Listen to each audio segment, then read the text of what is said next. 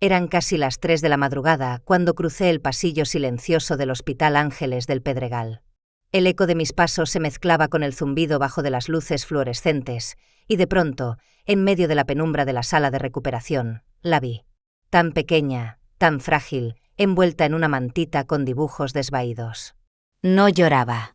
Apenas emitía un par de sonidos como de resoplidos, como si tratara de entender lo que el mundo le había hecho en sus primeras horas de vida. Su piel aún conservaba ese tono rosado que anuncia la vida recién llegada, y sus pestañas, tan finas como alas de mariposa, se abrían y cerraban despacio. Me acerqué sin pensar, con esa mezcla de instinto y ternura que me había acompañado durante 20 años como enfermera de partos. Había visto otras madres marcharse, firmar papeles y desaparecer. Lo había visto tantas veces que había aprendido a no estremecerme, a priorizar la burocracia sobre la herida. Pero esta vez algo en mí se quebró. La observé respirar. La forma en que sus deditos se curvaban buscando calor, el hipo suave que interrumpía su sueño. Todo en ella gritaba desamparo, y sin embargo, también algo puro, una súplica silenciosa.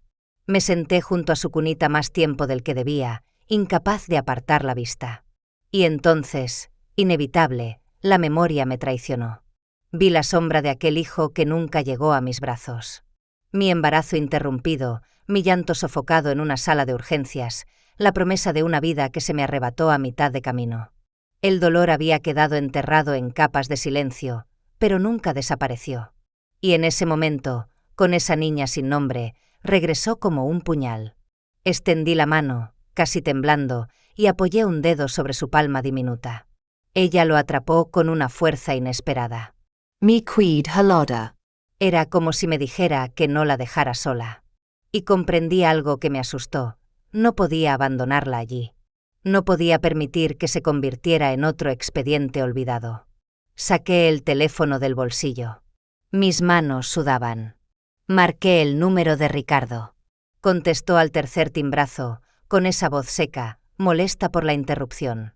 Mariana, son las 3 de la mañana. ¿Qué pasa? Me costó articular palabras. Ricardo, necesito pedirte algo. Es importante. Hay una bebé. Su madre se fue, la dejó. Está sana, está bien, yo no puedo dejarla aquí. Su silencio me atravesó. Luego, su voz cortante, ni lo empieces. Has perdido la cabeza. No vamos a adoptar el error de otra persona. No sabemos de dónde viene.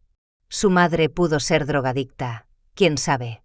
¿Quieres arruinar nuestra vida por una desconocida? Tragué saliva, mi voz se quebró. Sabes cuánto he deseado un hijo, después de todo lo que perdimos. Eso fue hace años, Mariana. Supéralo. Tenemos una vida, una reputación. No voy a permitir que traigas a una extraña a nuestra casa. No recuerdo qué más dije. Solo recuerdo que él gritó, yo también, y de pronto la línea quedó muerta. Miré la pantalla apagada con los dedos entumecidos. No sé cuánto vagué por los pasillos hasta que terminé en el baño de enfermeras. Me sostuve del lavabo, temiendo caer. El espejo me devolvió una mujer cansada, con la mirada rota. Y entonces dejé que las lágrimas cayeran. No lloraba solo por la niña solitaria en aquella cuna, lloraba por mí, por los años de silencios, por la maternidad negada. Allí, bajo la luz fría del baño, entendí que esa pequeña y yo estábamos unidas por algo más que el azar. Las dos necesitábamos a alguien. Y quizá podríamos salvarnos mutuamente. A veces creo que todo comenzó mucho antes de aquella madrugada en el hospital. Comenzó en Puebla, en esa casa desvencijada que apenas podía sostenerse en pie. Mi infancia olía a cerveza derramada sobre la mesa y a humo de cigarro impregnado en las cortinas. Mi padre, con la voz siempre pastosa por el alcohol, gritaba detrás de las puertas cerradas, como si los muros fueran sus únicos confidentes. Mi madre permanecía sentada junto a la ventana, cigarrillo tras cigarrillo, mirando hacia la calle como si quisiera desvanecerse en la bruma gris. No discutían, apenas se dirigían la palabra. Y a mí tampoco. El silencio era el idioma de esa casa, un silencio pesado, cargado de abandono. En la escuela yo era la niña de los zapatos remendados, de los pantalones parchados, la que nunca llevaba lonche y rara vez era invitada a los cumpleaños. Aprendí pronto a encogerme en las esquinas, a no llamar la atención, a pasar desapercibida. Pero dentro de mí ardía una promesa: algún día saldría de allí. No viviría atrapada en la miseria de mis padres. Rompería ese ciclo. Me aferré a esa promesa como a un salvavidas. Estudié con la desesperación de quien sabe que su única salida es la educación. Logré entrar a la escuela de enfermería en Ciudad de México, y aunque vivía en un cuartito diminuto con goteras en el techo y trabajaba noches enteras para pagar la renta, sentía que cada paso me alejaba de aquel pasado. CDMX era mi refugio, mi oportunidad de reinventarme. Fue en esos años, agotada pero orgullosa, cuando conocí a Ricardo Bustamante. Él no era como los chicos con los que a veces me cruzaba en la universidad. Era mayor, seguro de sí mismo, propietario de una empresa de materiales de construcción que lo había hecho rico y respetado. Tenía la mirada de alguien acostumbrado a ganar. Yo, en cambio, apenas podía costear mis zapatos nuevos. Y quizás por eso me miró. No porque brillara, sino porque era callada, porque no pedía nada. No hubo flores ni serenatas. No hubo declaraciones apasionadas.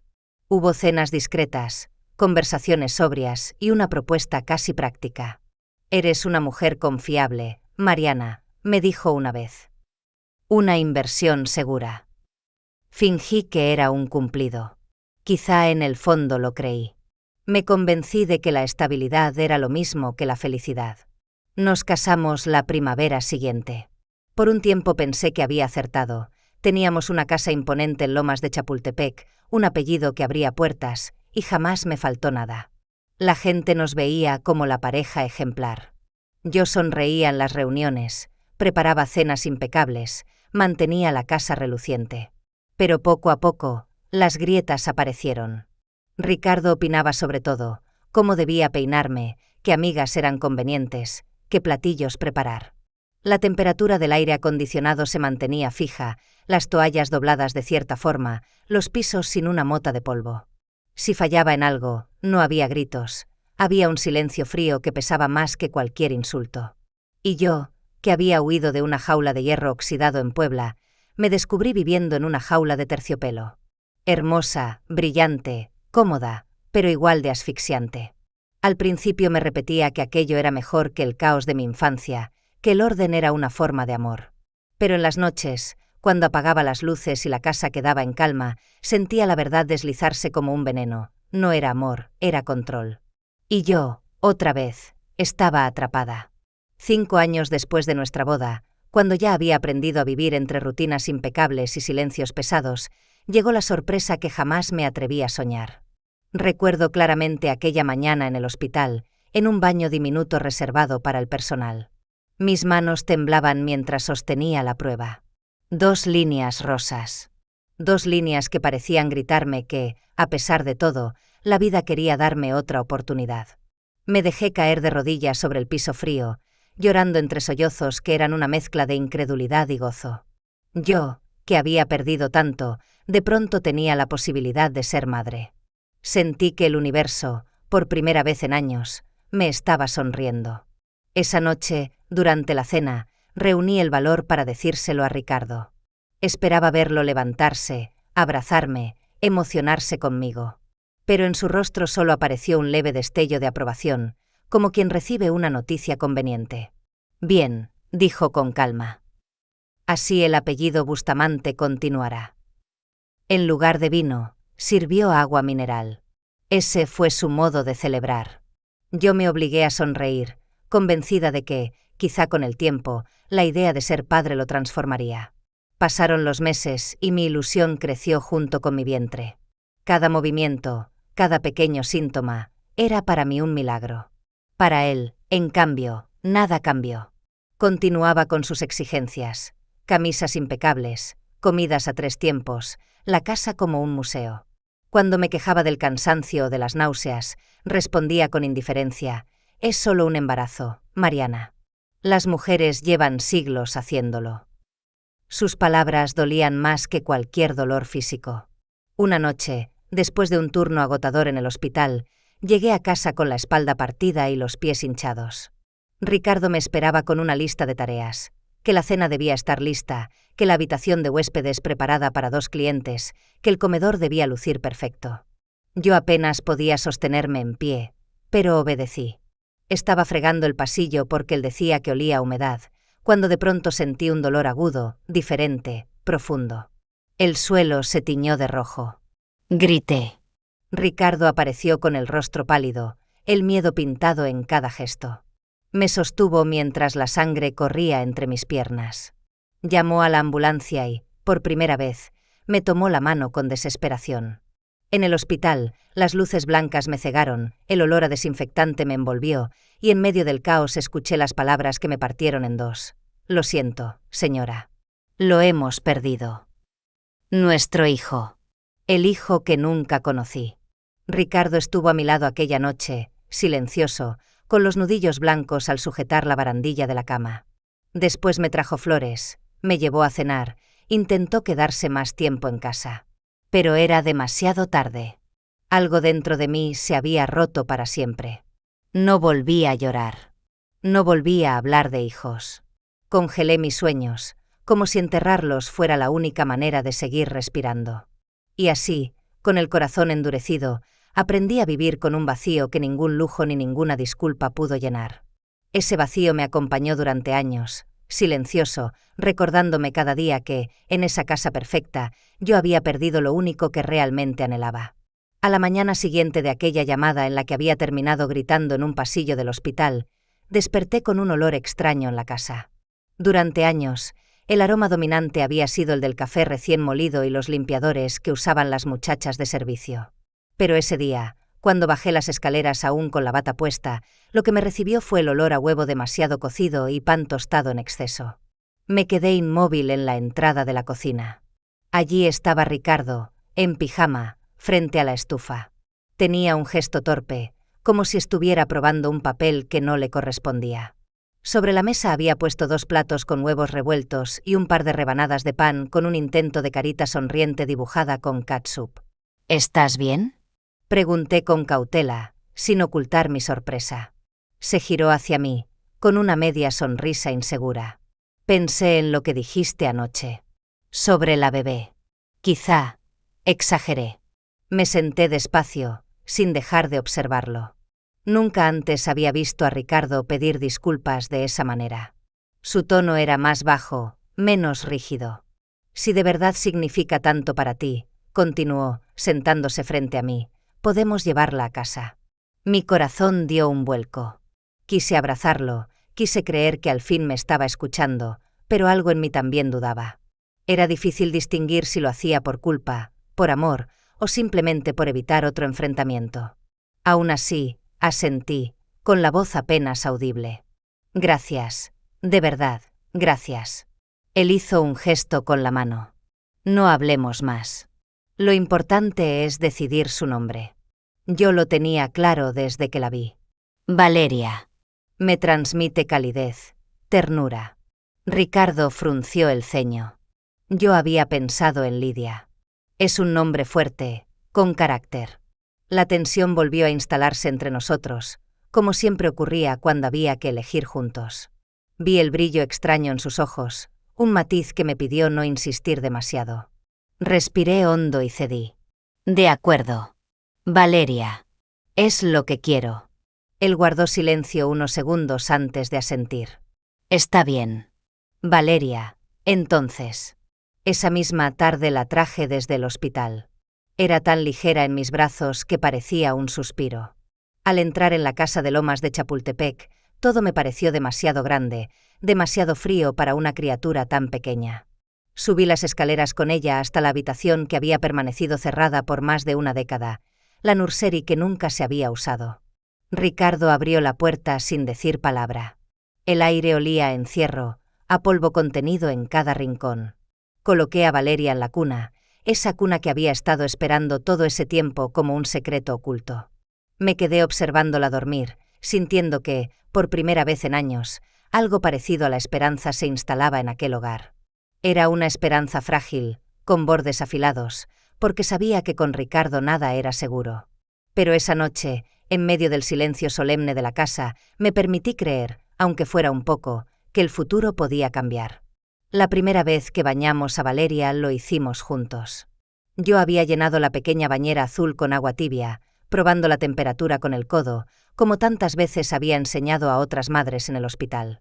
Ricardo se mantuvo de pie a mi lado, con una toalla blanca doblada en las manos, sin saber muy bien qué hacer.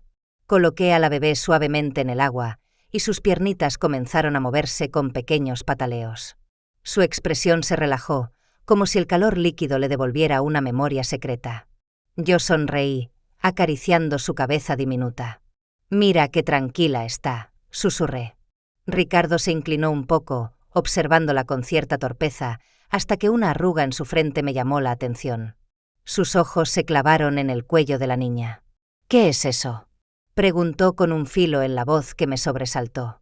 Seguí la dirección de su mirada. Bajo el borde húmedo de la mantita apareció una cadena dorada, tan fina que casi pasaba inadvertida. En ella colgaba un pequeño crucifijo, delicado, trabajado con cuidado. «No lo había visto antes», murmuré, desconcertada. Debió estar escondido bajo la ropa del hospital. Ricardo extendió la mano, tocó el dije apenas con las yemas de los dedos, y se quedó inmóvil. Su rostro palideció en cuestión de segundos. «No puede ser», susurró, retrocediendo un paso.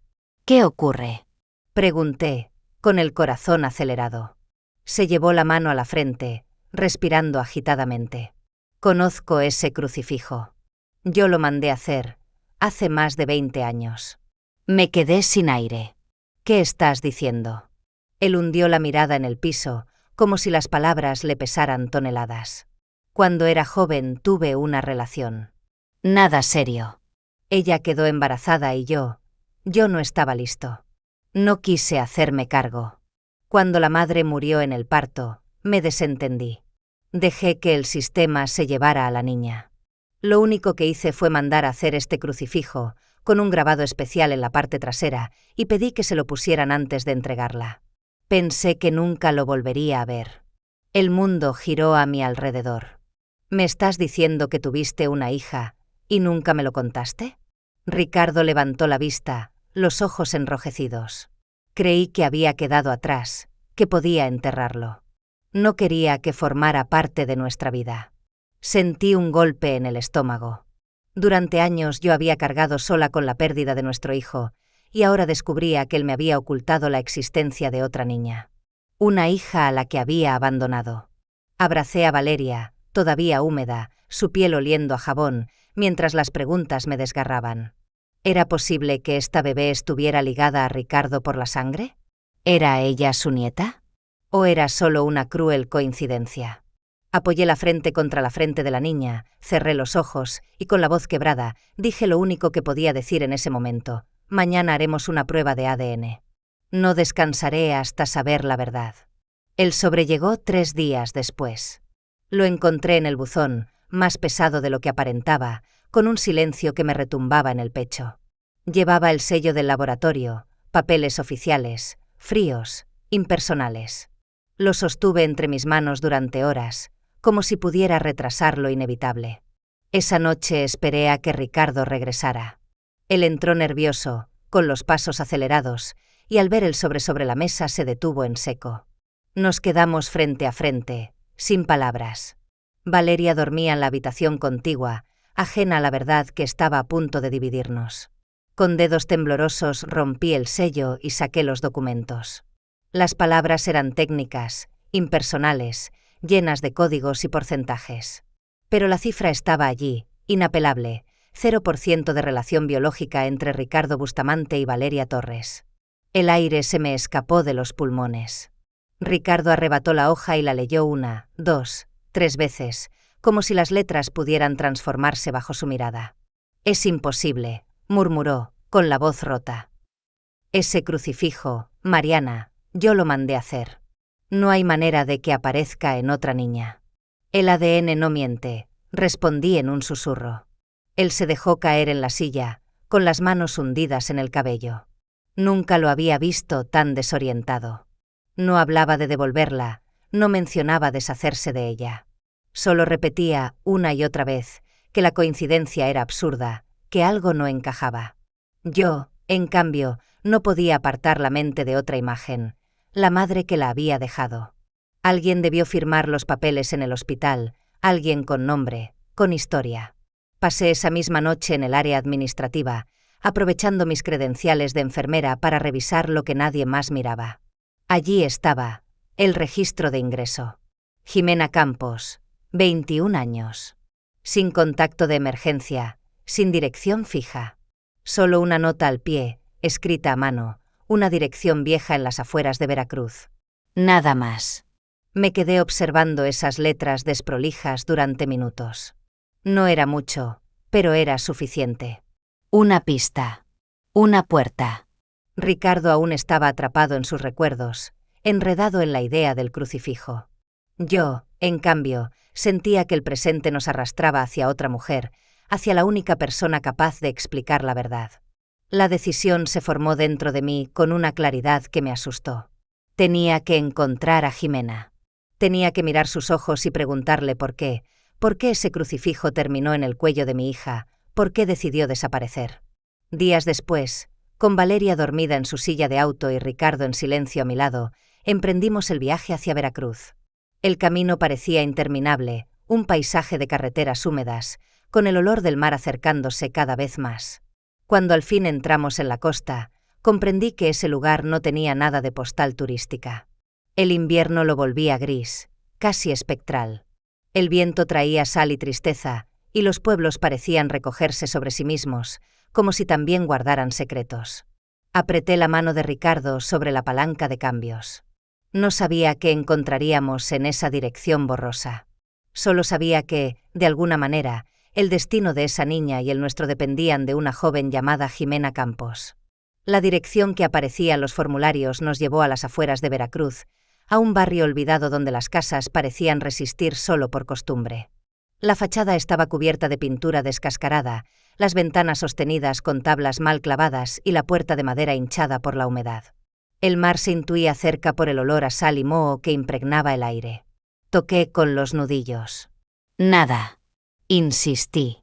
Estaba a punto de dar media vuelta cuando percibí un movimiento leve detrás de la cortina raída. La puerta se abrió apenas lo suficiente para dejar ver a una muchacha. Tenía el cabello teñido de un rosa desteñido en las raíces, los pómulos hundidos, los brazos cruzados sobre un suéter gastado a pesar del frío cortante. Sus ojos, grandes y oscuros, no me miraban con curiosidad sino con recelo, como si yo fuese una amenaza. ¿Quiénes son? Preguntó con voz áspera. Respiré hondo. Me llamo Mariana. Este es mi esposo, Ricardo. Hemos estado cuidando de tu hija. El color desapareció aún más de su rostro. Yo no les di permiso para nada. Lo sé, respondí con suavidad. No venimos a pelear. Solo queremos entender. Sobre todo, el crucifijo. Al mencionar la palabra, algo cambió en sus facciones. Un parpadeo rápido, un temblor en la mandíbula. Abrió la puerta un poco más y, tras unos segundos de vacilación, nos permitió entrar. El interior era aún más desolador. El aire olía a humedad y a tabaco viejo. Había botellas vacías en un rincón, ropa apilada sin doblar y un colchón tirado en el suelo. Nos ofreció sentarnos en un sillón hundido, mientras ella se acomodaba en una caja de plástico, encorvada, con las manos enlazadas. «Ese crucifijo no es mío», dijo finalmente, con voz más baja. Pertenecía a alguien que conocí hace años, en el grupo de acogida donde crecí. Su nombre era Margarita, pero todos le decíamos Maggie. Sentí como Ricardo se tensaba a mi lado. Jimena siguió hablando, casi como si recitara de memoria. Ella era distinta. Siempre creía que la vida podía mejorar, aunque no había motivos. Cuando supo que yo estaba embarazada y que quería huir, me dio ese crucifijo. Me dijo que no le había traído suerte, pero quizá le daría un poco a la bebé. Yo lo acepté, y después, ya saben lo que pasó. ¿Por qué la dejaste?, pregunté, apenas un susurro. Se mordió el labio, y por un instante la dureza de su mirada se resquebrajó. Porque no creí poder ser madre. Apenas podía conmigo misma. No tenía familia, ni dinero, ni fuerza. Pensé que lo mejor era soltarla antes de arruinarle la vida. Se me encogió el pecho. No había maldad en sus palabras, solo fracturas. Comprendí que no se trataba de una mujer cruel, sino de una muchacha rota, convencida de que no merecía cuidar de alguien. Me incliné hacia ella. La niña está bien. Tiene un nombre, Valeria. Y aunque tú no lo creas, tu gesto de dejarle ese crucifijo la ha unido a una historia más grande de lo que imaginas. Los ojos de Jimena se llenaron de lágrimas, pero no lloró. Se limitó a asentir con brusquedad, como si no pudiera permitirse derrumbarse. Cuando salimos de aquella casa fría y húmeda, la brisa del mar me golpeó en el rostro. Ricardo no dijo nada, pero lo vi pálido, perdido en sus propios recuerdos. Porque ahora el enigma no terminaba con Jimena. El crucifijo apuntaba a otra persona, a esa Maggie de la que había hablado. Y en lo más hondo de mi corazón sentí que la verdadera historia apenas comenzaba. El silencio nos acompañó en el camino de regreso a Ciudad de México. Yo no dejaba de pensar en la imagen de Jimena, tan joven y a la vez tan cansada, entregando a Valeria como si fuera lo único que podía hacer por ella. Pero lo que más me pesaba era ese nombre que había pronunciado, Maggie. Un nombre que resonaba en Ricardo como un eco imposible de acallar. Esa misma noche, cuando Valeria ya dormía en su cuna, lo encontré en la sala con un vaso de whisky en la mano. La televisión estaba encendida sin volumen, iluminando sus facciones tensas. Me senté frente a él y esperé. No era Margarita, dijo al fin, sin mirarme. Su nombre verdadero era Grace. Grace Bustamante. Mi hija. El mundo pareció detenerse. Tu hija. Susurré. Asintió, hundiendo el rostro en las manos. Cuando yo tenía 20 años, su madre quiso quedarse con ella. Yo dije que no. Estaba demasiado ocupado en construir mi empresa, en asegurarme un lugar. Firmé los papeles y la dejé en el sistema. Fue la peor decisión de mi vida. La única huella que dejé fue ese crucifijo. Y ahora todo me regresa como un golpe. Sentí un frío recorrerme la espalda. La Maggie de la que hablaba Jimena era la misma Grace que Ricardo había abandonado. Era imposible no pensar que el destino estaba empujándonos a enfrentar lo que él había tratado de enterrar. No pude dormir. Pasé la madrugada buscando registros en bases de datos de adopciones, en informes antiguos de hogares de acogida. Finalmente encontré una coincidencia: Margarita Herrera, también registrada como Grace Bustamante en su nacimiento. Estudiaba arte en la capital, en un edificio de departamentos para estudiantes cerca de la colonia Roma. 2 días después, con Valeria bajo el cuidado de una vecina de confianza, acompañé a Ricardo hasta aquel edificio de ladrillos. Subimos al 3er piso, y frente a la puerta 3C, sentí que su respiración se aceleraba. Golpeamos suavemente. La puerta se abrió con un chirrido, y allí estaba ella. Una joven de poco más de 20 años, con manchas de carbón en las manos, un delantal manchado de pintura y unos ojos verdes idénticos a los de Ricardo. Eran tan parecidos que me estremecí. Maggie. Pregunté con cautela. Su mirada me ignoró por completo. Se fijó en Ricardo. El reconocimiento fue inmediato. Sus labios temblaron antes de articular una palabra cargada de rabia contenida. Tú. Ricardo intentó acercarse. Solo quería verte, decirte. Ella lo interrumpió con una carcajada amarga. ¿Decirme qué? ¿Qué lo sientes? ¿Después de más de 20 años? ¿Después de dejarme crecer en hogares donde nadie me quería? Él alzó una mano, como suplicando. No supe ser padre. Fui un cobarde. No, fuiste egoísta, escupió ella.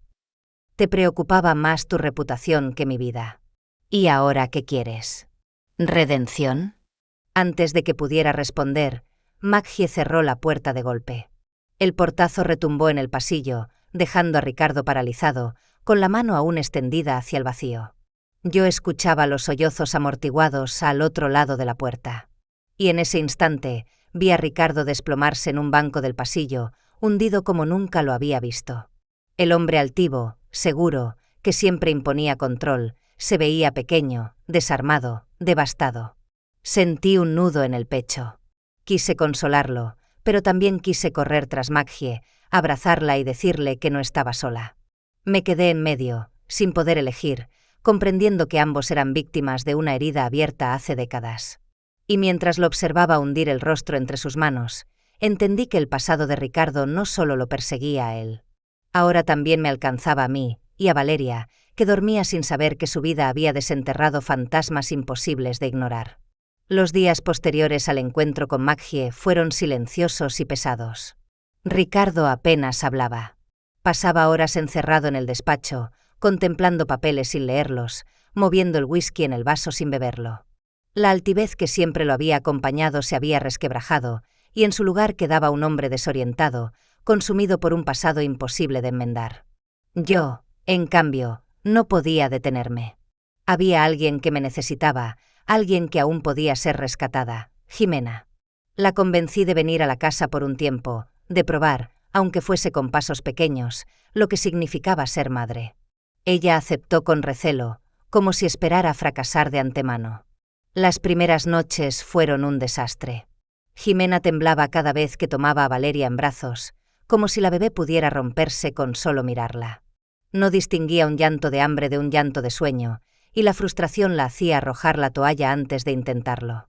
Yo estaba a su lado, mostrándole cómo sostenerla, cómo envolverla en la manta, cómo mecerla hasta que su respiración se acompasara. No puedo, me repetía, con lágrimas de impotencia. No sirvo para esto. Yo le ponía una mano en el hombro y respondía con calma: nadie nace sabiendo ser madre. Se aprende con cada error. Y tú sí puedes. Poco a poco, como una flor temerosa, Jimena comenzó a abrirse. Una mañana, mientras yo preparaba café, escuché su voz suave cantando una melodía desafinada. Entré a la sala y la vi acunando a Valeria, que la miraba con esos ojos grandes llenos de curiosidad. La escena me conmovió hasta lo más profundo. Con el paso de las semanas, los cambios fueron notables. Jimena ya no retrocedía cuando la bebé lloraba, la tomaba con más seguridad, aprendía a reconocer sus gestos. Comenzó a sonreír más, a dejar que una risa breve escapara cuando Valeria balbuceaba o extendía la mano hacia su cabello teñido. La joven quebrada que conocí en Veracruz estaba aprendiendo, paso a paso, a reconstruirse. Ricardo, desde la distancia, observaba todo. Lo encontraba de pie en el marco de las puertas, mirando en silencio cómo Jimena intentaba alimentar a Valeria, cómo tropezaba y volvía a intentarlo. Su expresión era extraña, una mezcla de dolor y orgullo, de arrepentimiento y esperanza. No intervenía, no decía nada, pero yo sabía que en su interior había algo que se movía. La casa, que por años había sido un mausoleo impecable, comenzó a llenarse de sonidos nuevos. Llantos, risas, canciones improvisadas. Los muebles perfectos ahora tenían mantas arrugadas, juguetes desperdigados. Y yo sentía que el aire se volvía más respirable.